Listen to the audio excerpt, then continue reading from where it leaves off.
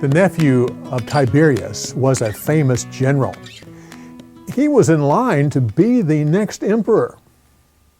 He had a wife and 6 children, 3 boys, and then he had 3 girls. One time when he was on a military campaign, his wife made a miniature military outfit for their youngest son when he was about 3 years old. With the outfit, she also made these military boots that was just his size. Soldiers were taken by that, and they nicknamed the boy Little Boot. Where in Latin, that is pronounced Caligula. Well, the whole family was overturned when the famous general was assassinated, and his wife was sent into exile. The 2 older boys were condemned of state crimes and were executed. Caligula, Little Boot, was sent to live with Tiberius's mother. Years later, Tiberius needed an heir. Almost all of his heirs were gone. They had been systematically killed off. There were really only 2 left. One was the general's younger brother, Claudius, but he was strange. There was just some odd things about him, and the emperor knew that he couldn't be the heir. So he took the general's youngest son, Caligula, and made him his heir. He took him to his island resort, Capri, to be a part of his immoral environment there, perverted. In time, Tiberius was amazed how much Caligula was getting in on it and was enjoying it. He just laughed. He says, "I am nurturing a viper for the Roman people." On the island, there was a man who was Caligula's tutor. And even though there was a big difference in age, they became good friends. And that's why he was on the island. His name was Agrippa, Herod Agrippa. He was the grandson of Herod the Great.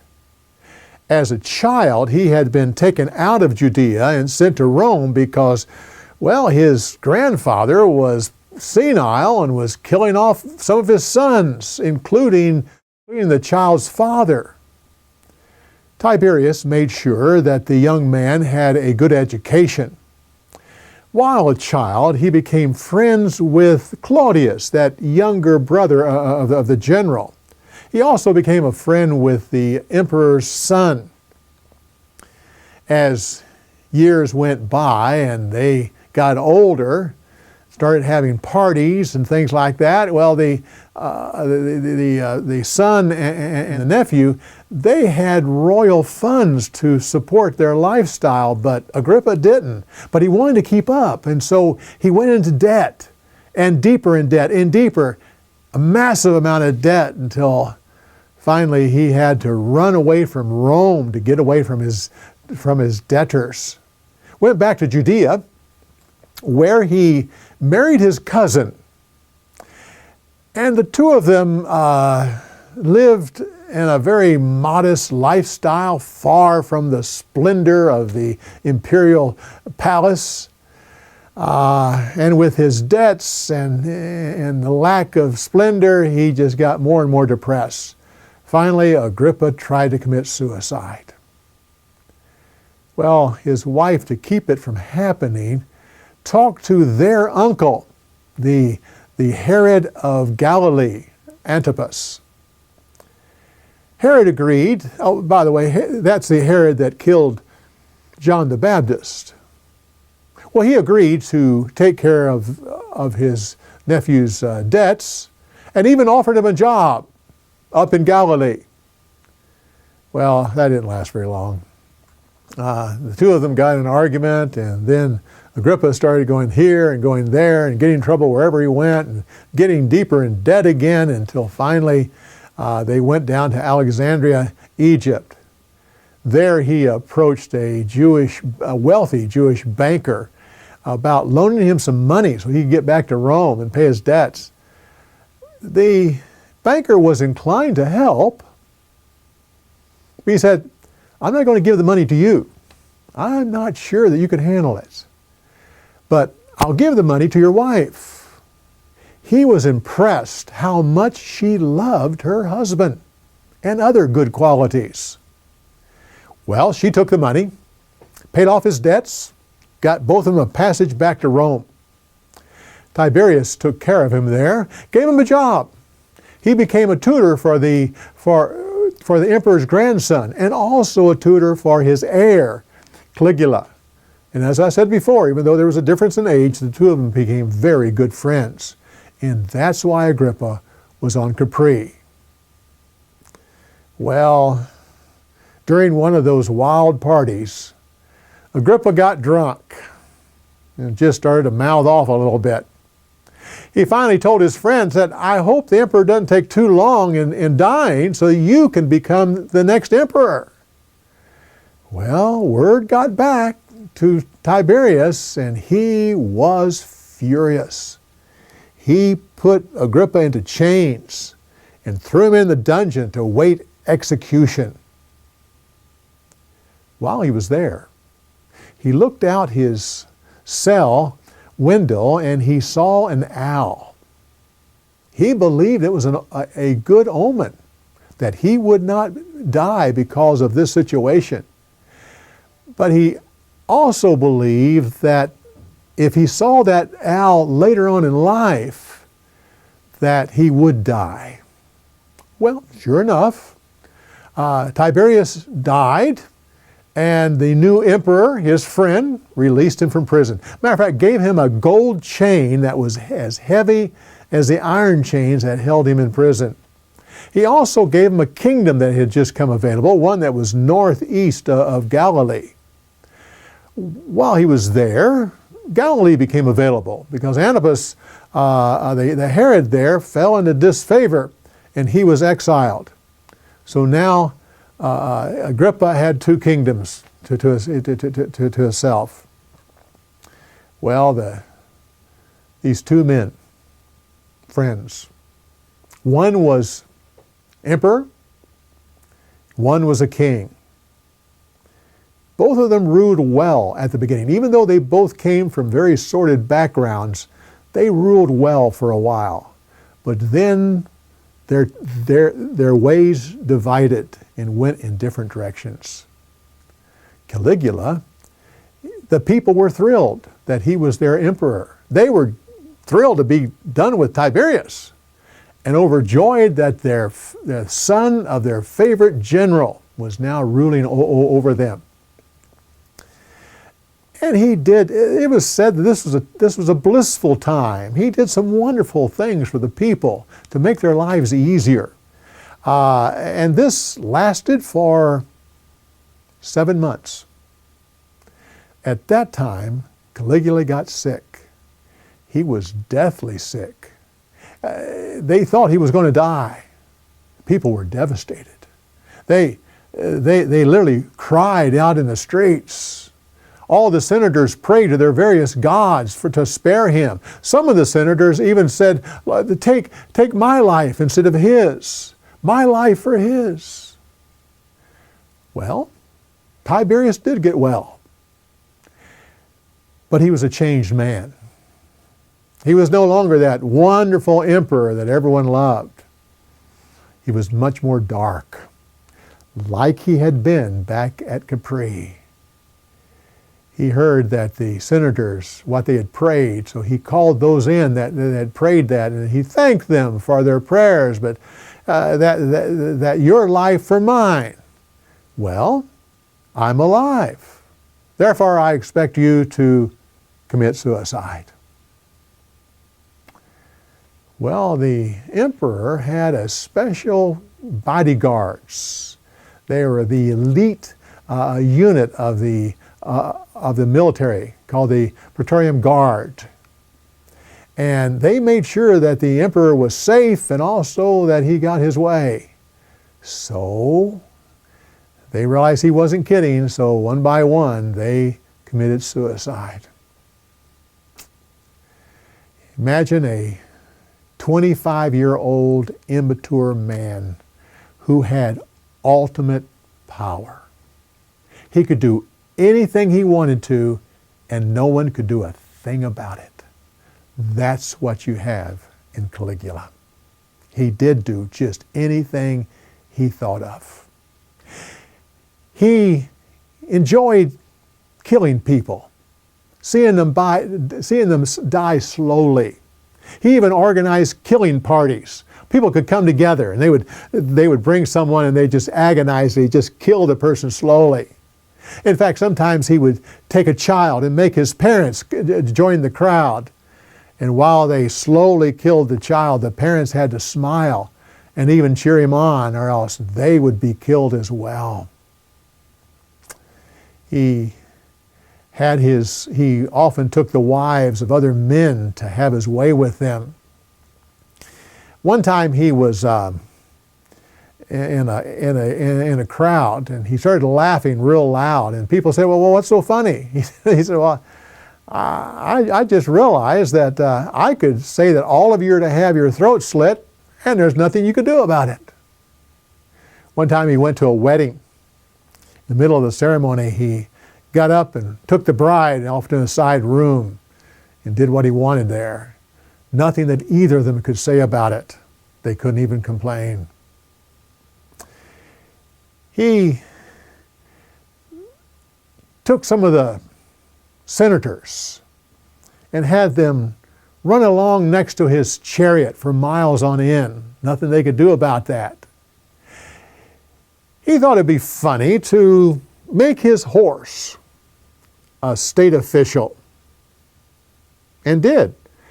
But he thought it would be more funny if he took his uncle, Claudius, and made him a state official. Claudius had no ambition to be a part of politics, but he had no choice. When he got him there, he put him on stage and had him do silly things to a people who already thought that he was a fool.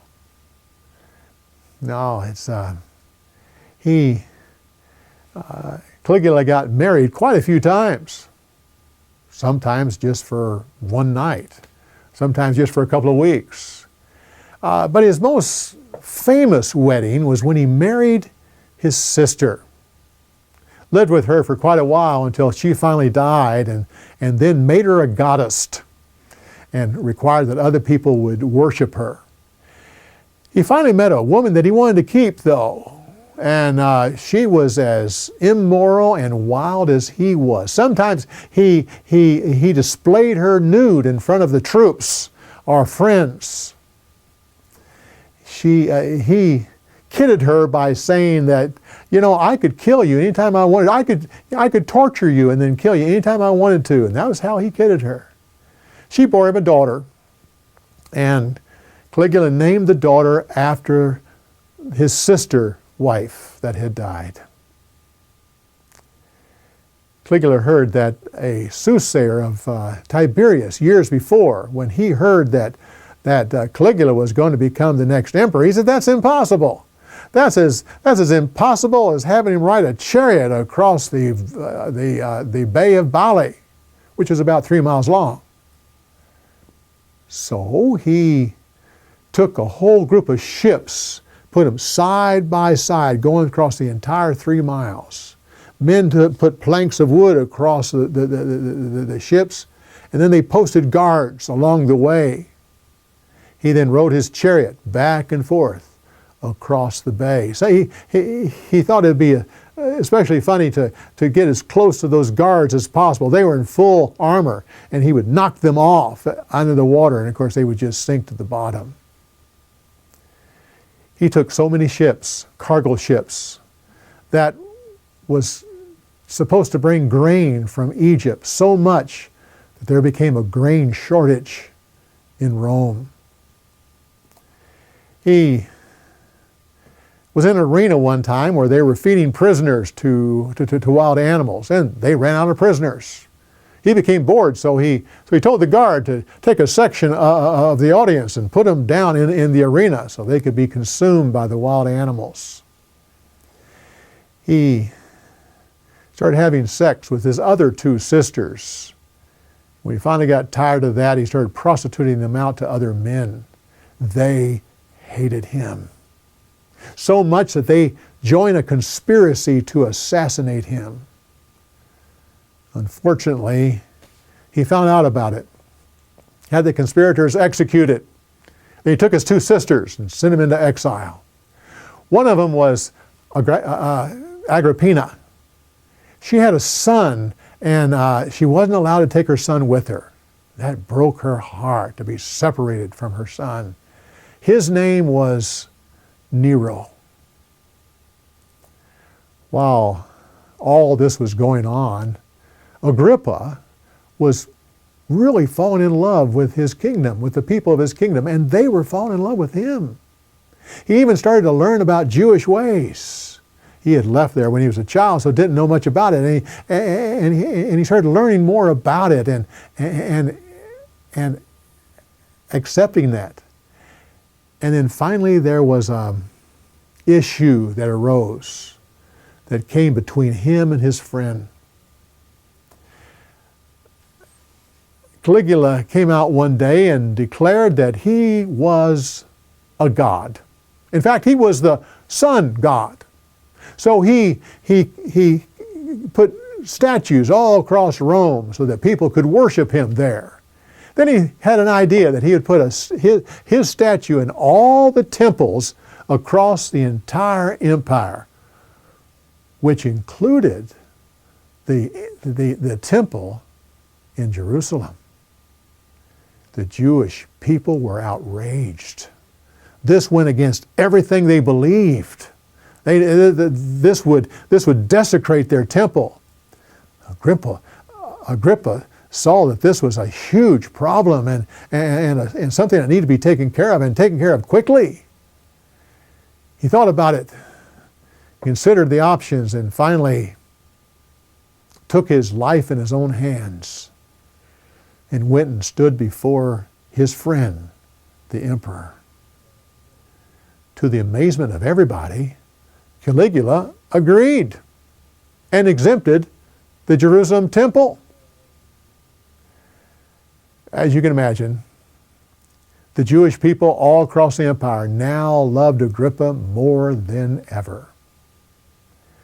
Sometime later, Caligula changed his mind and decided to put his statue in the temple in Jerusalem, but before he could, he was assassinated. It happened during an intermission of some public games and drama. During the intermission, he took his guards around him and he went down in the basement to talk to the drama troupe that was there. When the guards got him down there, they surrounded him, pulled out their swords and daggers, and kept stabbing him. As he lay dead, he had over 30 stab marks all across his body. They then tossed him into a shallow grave. The Senate was thrilled. They wanted to eliminate his name from Roman history. He was considered in history, he was considered the maddest emperor who ever ruled. They went throughout Rome and took out all of his statues. Even when his name was in marble, they would etch it out, destroyed any mention of him. Then they decided this would be a good time to stop this Roman Empire and go back to the Roman Republic. They were tired of all these emperors. So the first thing to do, they had to kill all the heirs. So they went to his house and they killed his wife and his daughter. Then they started looking for the only other heir that was out there, and that was Uncle Claudius. Well, Claudius saw this coming. So he was in the palace at the time, so he hid behind some thick curtains, and they couldn't find him. He was worried for his life. Agrippa, who had been a childhood friend, knew all the hiding places in the palace. So he took a guard and went, and the guard pulled back the curtain, and there was Claudius. Agrippa made sure that he was taken to a safe place in the guard's camp until the situation could be taken care of. Claudius and Agrippa, two interesting people. But I'll tell you more about them in the next story.